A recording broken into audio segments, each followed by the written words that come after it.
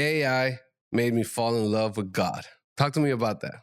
In this AI world where everywhere you look, AI is omnipresent and people are continuing to just like pump out content with AI and it's your thought partner and it's moving the stock market and you're using AI to vibe code and AI just feels like everywhere I turn in marketing, in music, in culture, AI is present and just making an impression and making an impact and kind of taking over people's minds. It's just overwhelming how much content and synthetic content's coming. And it's like people are telling me, oh, I used AI and I wrote poetry and now I have godlike flow.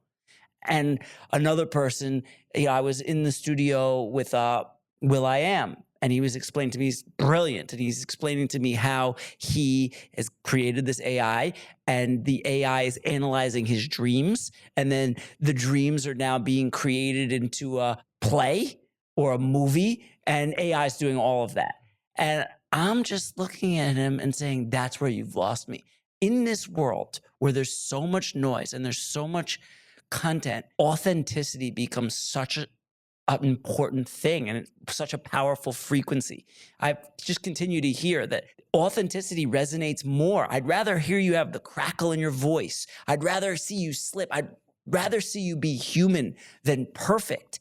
And in this AI world, the more I want to be is authentic. So how do I actually write the poetry, not have AI write the poetry? And I'm trying to get to my truest authentic self. And that is the God flow. So what this AI boom has created is, I think, more a need to tap into authenticity. What I want to do is just connect deeper to God.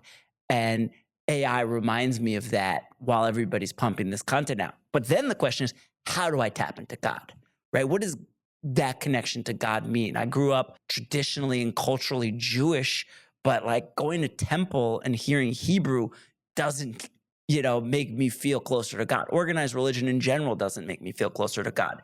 So then I'm like, well, how do I feel a God flow? And so I realized that like it comes to me through meditation, which really changed my life, changed my whole path in my career. But meditation, the ocean, which we've got here in Miami, and it's beautiful. And every time I go see it, it reminds me, it connects me. Being around spiritual people, talking about real things, real authentic things. Psychedelics can have a place in connecting to God, studying and understanding different forms of connection to God, being in flow, being in rhythm. Like that's the goal of I think, a creator. Why do you think that meditation and the ocean create that sinking moment within yourself and God? Different reasons.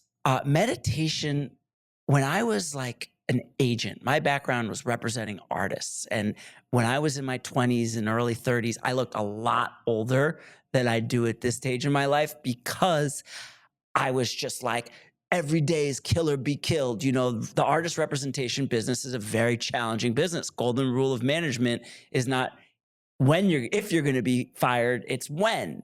And it's just a very hard business as an agent, indie agent. I was representing all these artists and I just thought like every day I'm in the concrete jungle. And my friend was like, whoa, you sound like you need therapy, but really you'll gain from meditation. And I was like, well, what's this meditation thing? So this is 10 years ago.